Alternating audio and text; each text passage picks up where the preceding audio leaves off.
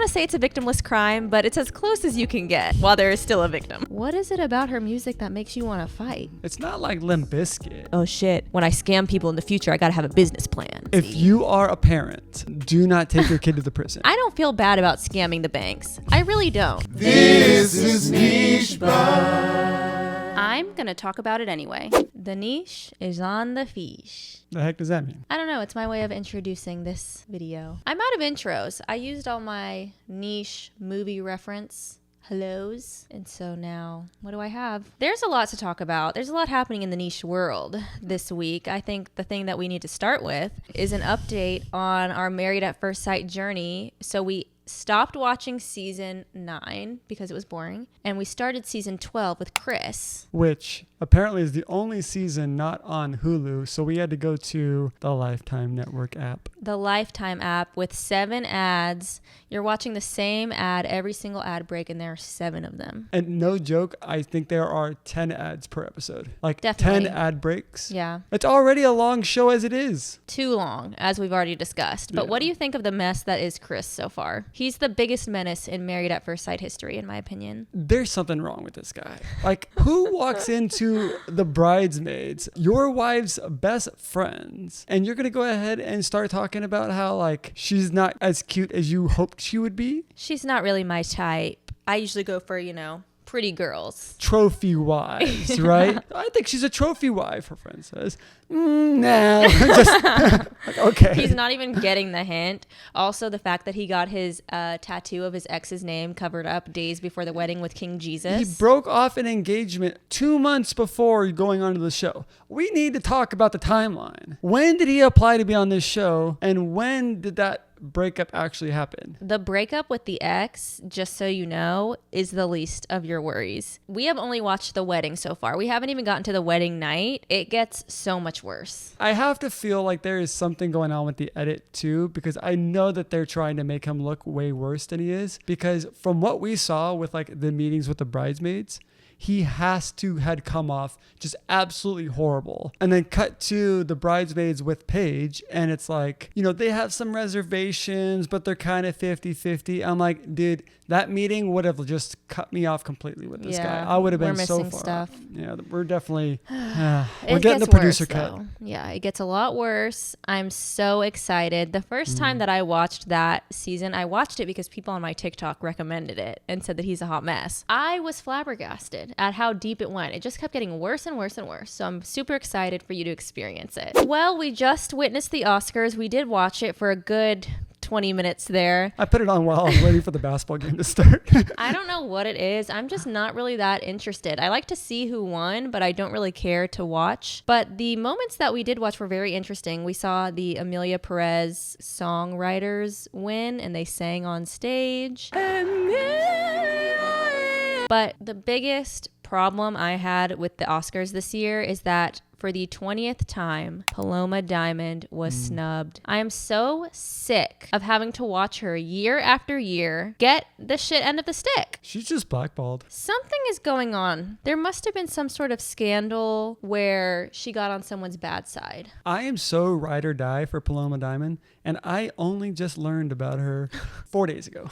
The fact that you were unfamiliar with her work is very shocking, but it's never too late to become a fan. I'm gonna have to go back and, get educated. You must watch Bluff. See, people are in my TikTok comments saying that Bluff was not her best work and that it wasn't well written. She nailed it. She showed her range. She worked well with the other cast members. But they're always going to give the award to some Nepo baby, biopic that's just an Academy-loving type of performance. It was very Academy-y. But at least Jane got on stage and she was like, Paloma deserves this. Know your place. Something else interesting about the Oscars this year was Zoe Saldana saying that this movie wasn't for Mexico and just snubbing 2 entire communities all at once. Honestly, she didn't need to say that the movie was not for Mexico because it was very clear when a French man who doesn't speak Spanish directs a movie about Mexico in France. You want to watch a movie that feels so authentic? Roma. That movie still has me so shook. You love Roma. Yeah, that's I love true. Roma. But everyone on TikTok is up in arms right now because obviously there were a lot of influencers doing interviews and stuff at the Oscars this year.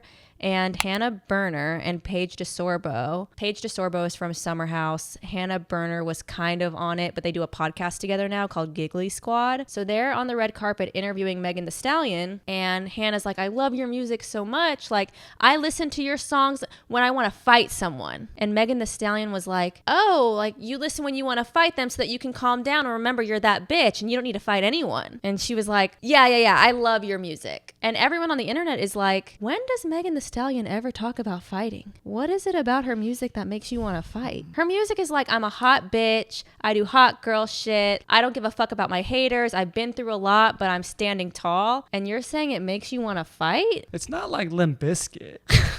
Limp Bizkit makes me want to throw down. Do it all for the nookie. Come on, the nookie. I love that song, yeah. A lot of people are saying that it's a microaggression. And I'm going to be honest, I don't think it's a microaggression. I think it's a macroaggression. I think that she was talking to a rapper, and even though she's probably heard Megan Thee Stallion's music, she just associates black women and rappers with fighting. Like, it's not like she doesn't make gangster rap. No, she makes like rap for the girlies. My only devil's advocate to that could be that she doesn't listen to Megan Thee Stallion and that she thinks Megan Thee Stallion is kind of like Nicki Minaj. Nicki Minaj is a little tougher than Megan Thee Stallion. Yeah, I could listen to Roman's Revenge and fuck somebody up. Yeah, possibly. I think that's a little bit more in that vein of thought. Maybe, but even if you don't really listen to Megan Thee Stallion, you've heard her popular songs. You don't listen to Savage and think you want to fight someone. You want to fight someone when you listen to Savage? Really? Yeah. It's just weird. I don't know. I mean, I definitely think that it is a microaggression at the least, because you are making that assumption about someone that you don't listen to. You very well could have just said, I love your music. I listen to it while I'm getting ready to go out. Right. It pumps me up. It pumps me up. But you had to say fight somebody because it was thug music. And Megan Thee Stallion handled it so well. Good on you, Megan. Yeah, that's a solid turnaround. That's someone who's had her fair share of microaggressions. Yeah. We were listening to a pretty interesting interview in the car the other day on KCRW with Kari Ferrell, the hipster grifter. I love late 2000s, early 2010s tea, Tumblr ass tea. Basically, she was this woman in Brooklyn who was scamming these trust fund guys and her friends, and apparently large banking institutions as well. And you know what? She's funny. She's super funny. I hate to say it. She's funny. And you can tell she's online, even though she was in prison. I'm just happy that you actually listen to an NPR segment, because I always throw on NPR and it's like the news and you just like zone out sometimes. Yeah, sometimes it is boring, but this was good. But this caught your attention and it was quite interesting, I have to admit. Very interesting. And I loved all of the references to Tumblr and the hipster days that she was making. She just really got it. I also think that it was meant for us to hear, because as soon as we turned it on, I feel like the first thing that they said was, I never scammed people of color. I never scammed queer women, people. Queer people. I never scammed women. I only scammed rich men and institutions. And she was like, you know what? I don't feel bad about scamming the banks. I really don't. I have no remorse for that. Tea. Yeah. And what was really tea is that she said she learned how to scam from the Mormon church. Right. That was nuts, because I haven't read her memoir yet. I have it on my Spotify. I'm going to listen to her read it. What's it called? You'll Never Believe Me, A Life of Lies, Second Tries, and Things I Should Only Tell My Therapist by Kari Ferrell. Everyone needs to go on Spotify and listen to it. It's 6.5 hours just to listen to it. She was so well spoken. She was. On that interview, that I think that the audiobook would be really, really good. Me too. I'm very, very excited. But my understanding is that she converted to Mormonism at the age of 2 and learned how to scam by the way that the Mormon church was scamming the churchgoers. Right. Like kind of gaining sympathy from people you trust, where they almost feel guilty for saying no. So you put them in a position where they kind of can't say no. Right. And so she would do that to guys that she would go on dates with. Right. And she would do that to different types of people and organizations. And what's interesting about it, though, is that she wasn't like an Anna Delvey going on these expensive vacations and going to Soho House and stuff. She was taking her friends out to dinner. Yeah, she was only like scamming like $200-$400. Like she wasn't doing like big. It definitely pulls. added up, but I think Right. the grand total was like $20,000. But she was like scamming these guys and then going to Korean barbecue and paying for her friends. That's Robin Hood. I don't want to say it's a victimless crime, but it's as close as you can get while there is still a victim.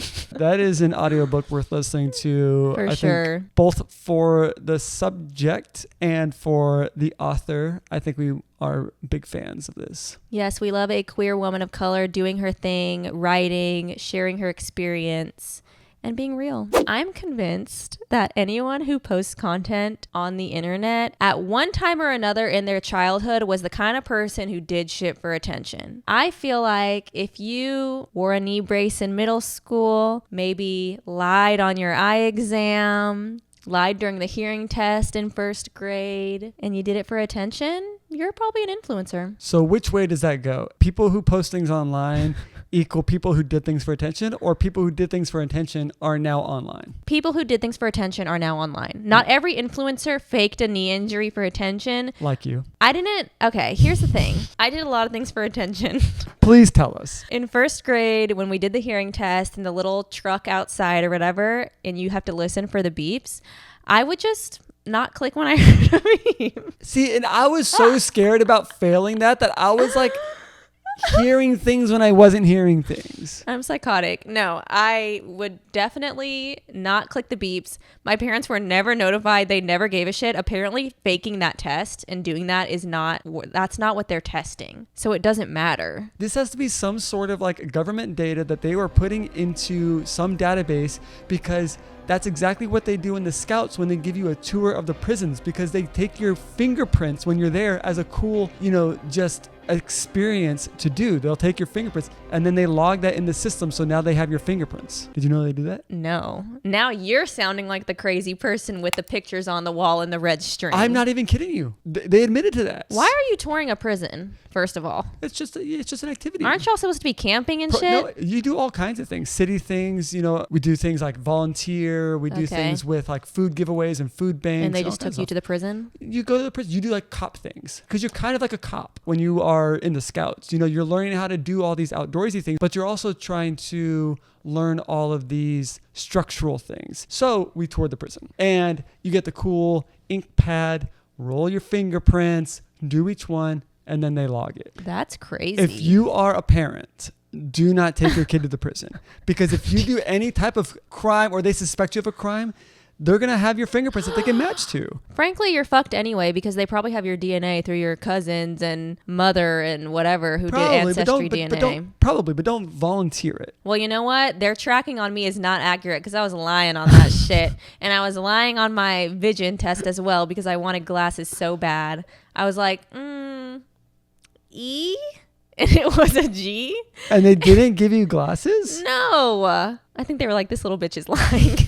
They're like, she's reading like every other letter on this line, but... Yeah, they're probably like, usually it's like the one in the middle that trips people up. Why is she having trouble with this one? I don't know. Well, it's usually the whole line that you can't read, not letters on a line. Okay, maybe that was what That's gave the me problem, away. because they make them smaller and smaller. So at what point can you not see the size? Okay, I fucked up the lie. Yeah, so I tried to scam that. I would say I didn't fake having a knee injury, but I did exaggerate a knee pain. I did have knee pain. Did you go to CVS and buy one of those? No, I went to the knee doctor. braces? You got the doctor to prescribe Yeah, you? no, I really did. I had a potentially torn meniscus, and he gave me a knee brace. Not just any old knee brace, one with like the fucking hardware on it. Which I'm pretty sure that doesn't even treat meniscus injuries, because the meniscus is just the cushioning inside your knee that helps it from rubbing. Usually those braces are designed to help your ligaments, ease the stress of the ligaments so that they don't go left, right, front, and back. That is crazy, doctor. Wait, who was the celebrity who faked the meniscus injury or whatever? We talked about a celebrity on here who was like, I hurt my meniscus. Oh no, that was what was it, Billy Baldwin? I was giving Billy Baldwin. I was like, my meniscus. I was having knee pain. I was. And he said, it could be your meniscus. Here is this knee brace. And I wore it to middle school. And For how long?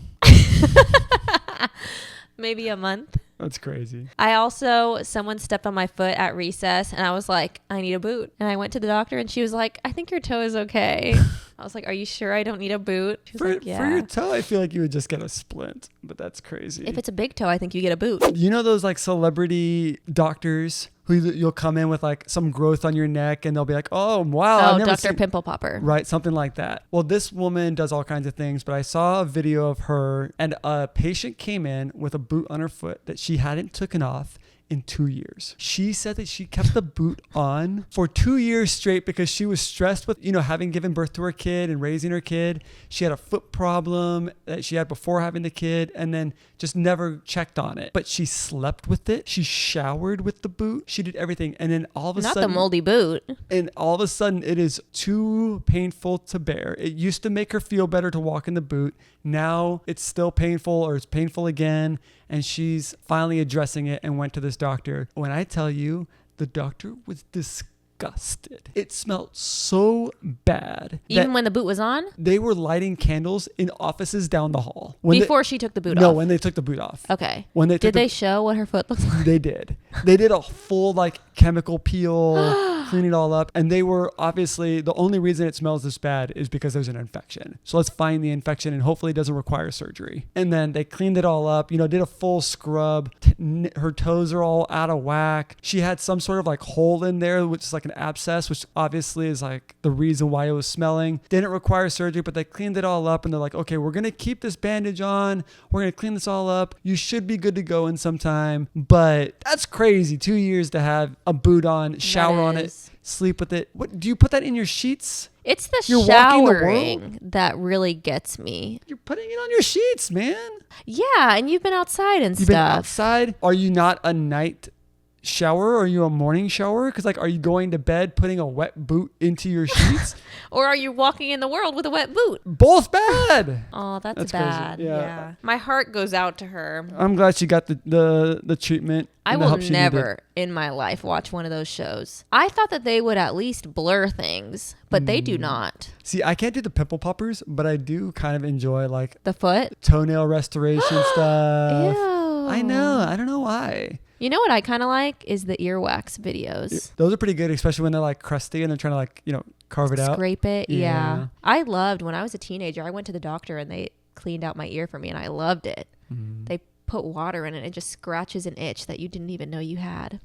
Highly recommend. One of my favorite sides of TikTok right now is balloon popping dating show TikTok. Have you seen those? Yes. There is Highly nothing disappointed. More disgusting to my soul than seeing a beautiful woman walk in and just seeing these nasty, disgusting men immediately pop their balloons. And the reasons that they give for popping the balloon and not wanting to date the woman walking in is they're so dumb. They're like, yeah, well, I noticed that you had white toes, but white reminds me of glue. Who the fuck are you? They give me life in the worst way because I'm just so annoyed with the men on there. But it's also very funny because I always love it when they ask the woman who walked in, would you have dated him if he didn't pop his balloon? And she's like, no, I don't like skinny jeans and loafers. There's no way that they find all of these women unattractive. It disappoints me that you're on that side of TikTok. I hate that side of TikTok, but it's okay. I love it. I think everyone should be on that side. I'm hoping that as people are watching, their phone is listening and they hear balloon popping dating show and they get it in their algorithm if it's not already in there. They're probably watching this on their phone, so absolutely they're getting it fed to them. I hope so. This is one of those instances where I hope TikTok's listening. In Sims news,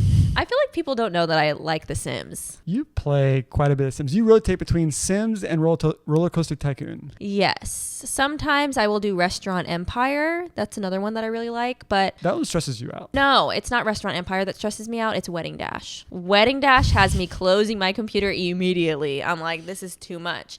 But I'm a Sims 3 girly. I know that a lot of people who talk about The Sims are Sims 4 people. I have a problem with the fact that you cannot play The Sims 4 and have a fun, interesting game without downloading a bunch of mods. Yeah. You got to download Wicked Whims. You got to download, I don't know what other mods there are. You have to download a mod to do literally anything in that game. Is that just a way for them to upsell? Well, okay. So EA comes out with these different expansion packs. And it used to be the expansion expansion pack gives you a very particular vibe. There's seasons, there's whatever, pets. And now they're just doing money grab expansion packs for Sims 4 for dumb shit that should be included in the base game. Like Sims 4 apartment. You should be able to live in an apartment. Sims 4 career, when that's like part of like the Right. base of Sims in general. Yeah. Sims 4 dating. I could go on a date on the normal Sims 3. This is bullshit. Obviously, Sims 4 is much more realistic. I think you have a lot more. Disagree. You have a lot more opportunities to customize in realistic ways in Sims 4 than you can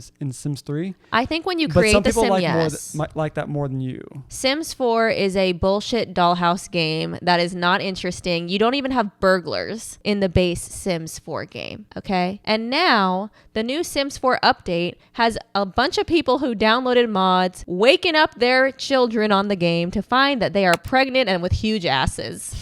There is a glitch that is making children pregnant, and it is wrong. Everyone on the Sims 4 subreddit right now is just like, what the fuck? So they're just going to patch that and just, in the update, it'll go away. I hope so. That is the good thing about Sims 4 is that they update it and hopefully fix it. But the fact that you have to have all these mods, it just leads to problems with the actual game when they do update it. And then you have to redo all your mods or wait for the modder to update the mod. It's too much. Go to Sims 3, people. At the same time, Sims, if you want to send Bria Sims 4 plus some expansion packs, I have she Sims will 4. happily play. I have Sims 4. I have played. But you don't have any of the expansion packs. I did not buy any of the expansion packs. I got Sims 4 base game for free. But I did recently download the Sims and Sims 2, I guess, re-release. Boring. Sims 2 was great. You always want to play The Sims with me, and now you're being a bit of a Sims hater. It's just, but it takes too long. it does not take too long. To do what? Anything. I'm sorry. The first day that we had a sim together,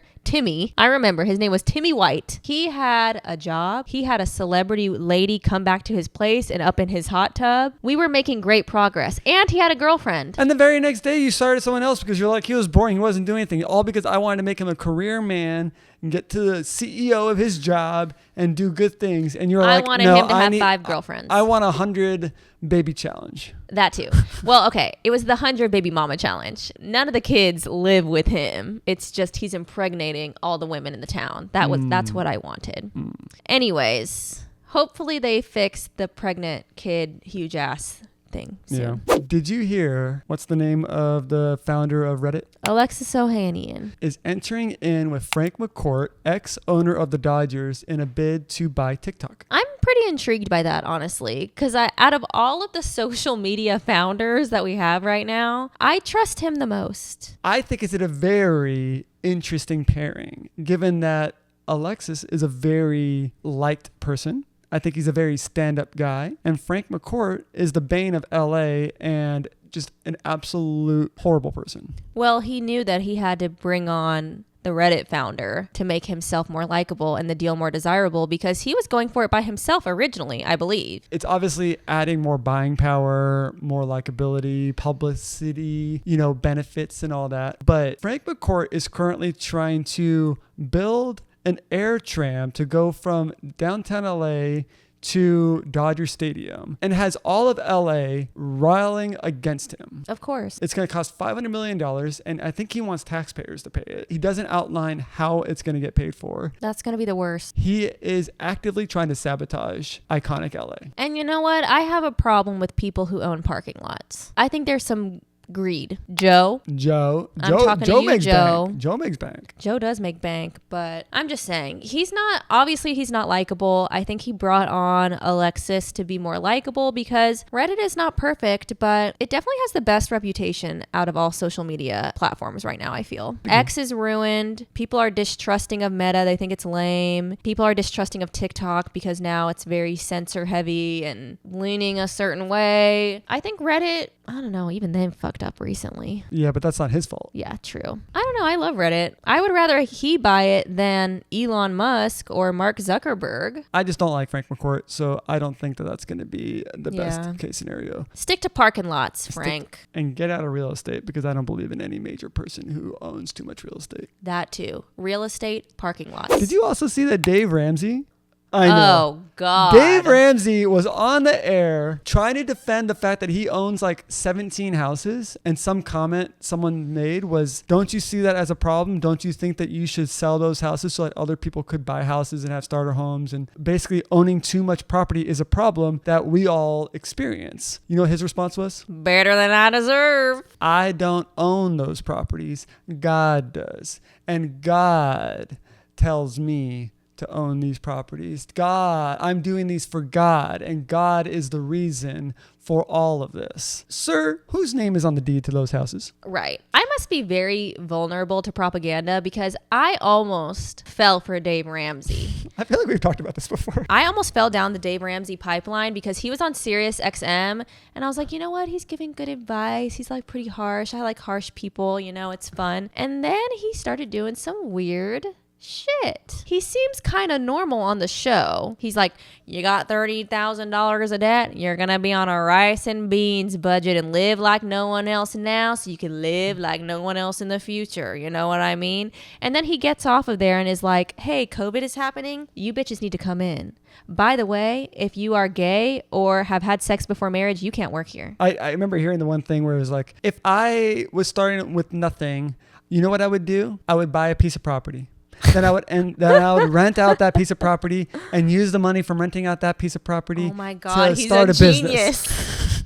Why isn't everyone doing this? It's crazy. I am so excited to actually be starting our Townie tea segment. I think it's very important. And I want to remind y'all, please write in. You can email me with your Townie tea, your hometown scandalous shit. The smaller, the better. The smaller the town, the better. If you're from Floyd County, Virginia, write in, baby. I know your mom has some stories from Floyd County. I know, I gotta get some. The latest story that I have from Floyd County, this is quick, is that someone in the town admitted to eating ass and they said that they like to eat ass with cinnamon on it. Someone said that in Floyd County? What, that's like the Floyd County rumor that's circulating about someone right now. So they don't have a name? They just have the fact that someone's I do have there? the name. I'm not sharing it. But if they ever listen, they'll know that I'm talking about them.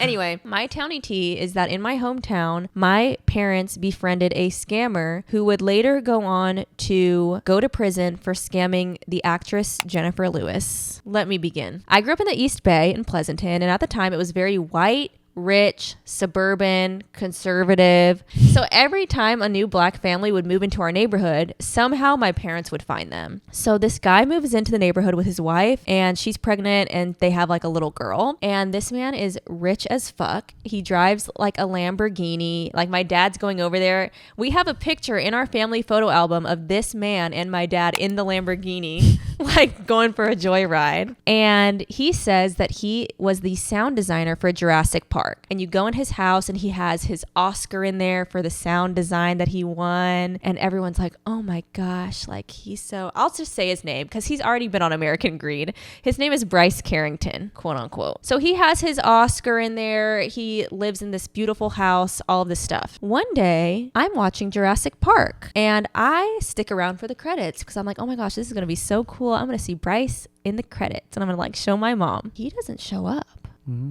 So I go to my mom and I'm like, I was watching Jurassic Park and he didn't show up. And my mom's just like, oh yeah, whatever. I don't know. He's on the team. He wasn't like the main person. He was just on the team. I was like, okay. He's driving around in a Lamborghini, rich as fuck, and he's not big enough to be on the credits. Know. I just remember my mom just excusing it right away and it going out of my head like, oh, okay, must be normal. So eventually he starts going to the other black people in the neighborhood and trying to get them to invest in this business that he has, this sound effects business. And he gets a few people to invest and then he comes to my dad. He comes to my dad and says, I have this business. Will you invest in it? And my dad's like, oh, I'd love to hear about your business. Can you show me your business plan? And he said, what's a business plan? And my dad was like, it's a no.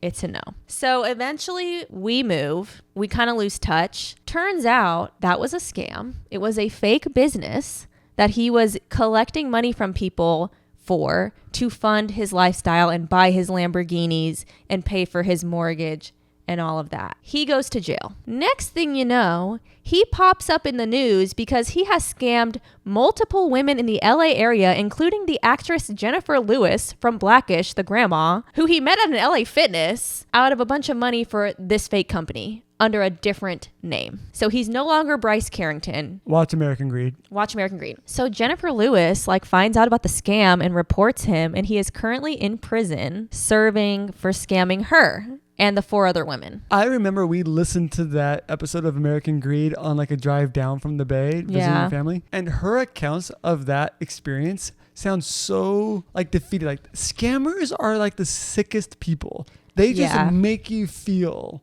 a certain type of way. He was romantic. He was getting romantically entangled with her. It wasn't just, invest in my business again. He was dating her. It's and nuts. taking her money and getting her to. And dating other women as well. That's and crazy. Taking their money. Crazy. He was working his magic. He was able to scam them and a bunch of people in our neighborhood. So he's a scammer. That's just what he does.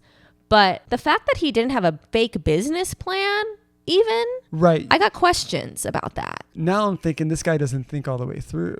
Or maybe he got the question from my dad and was like, oh shit, when I scam people in the future, I got to have a business plan. I mean, wouldn't you think to make a little website, have a little binder? You would think that you would do some of that, and you would think that you wouldn't lie about being the sound designer for Jurassic Park when it is easily verifiable in the credits. Right. Turns out this man ordered a fake Oscar and was fooling everyone. But he did not fool 10-year-old Bria, because I clocked him. And years later, when he got caught for scamming, I asked my mom, do you remember when I clocked that? And she was like, no. Townie T. So if anyone has any stories like that. That is excessive. I was thinking more my hairdresser has a habit for overcharging me for my whole family. It has to be my hairdresser fucked my neighbor's husband and my neighbor walked in on them and I got it on video or something. That's pretty good. It's got to be something salacious. Every town has it. If I don't have any good Townie tea submissions, I can tell the story about the meth ring at my high school. That involved a parent. I didn't live in crazy places, okay? I know that there's tea everywhere. Think it over. There's got to be some Townie tea from your time growing up in LA. And I know that the listeners, the watchers, have Townie tea as well. And I want to hear it. Our nichelord of the week is golf course drink cart goddess Zalea Nefwani. I have never been more entertained. This is another side of TikTok that I absolutely love. I love drink cart TikTok. Drink cart TikTok, those are some tough women. Tough women, hustlers. They think very fast on their feet. They know just what to say, and they get tipped. I love watching her videos. I love watching her interactions. She's just the best. Is there anything she's doing in particular that is? She's just a good talker. I mean, you scroll through the comments and everyone agrees. If an old man said that to me, I would not know what to respond. And you just always have the perfect thing to say back. Is she kind of kitschy about it? Is she smart alecky, or is she's just playing along fun. with it and defending herself in a funny way? Yeah, she's just fun and just lets it roll off. It reminds me a lot of Megan the Stallion in that microaggression. She's just smooth with it. So nichelord,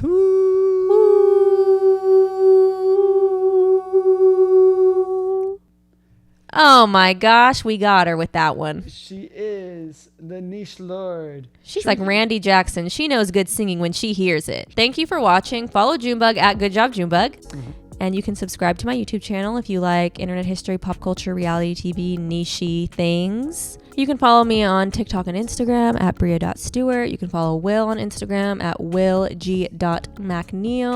Get your photos. I don't think we've said you're a photographer on here, in case you don't know. Surprise, surprise. Surprise, surprise. Why do you think Junebug's pictures look so good on her Instagram account? So true. Go check those out. Chuck up the deuces for them. Can I put Junebug deuce? Deuce.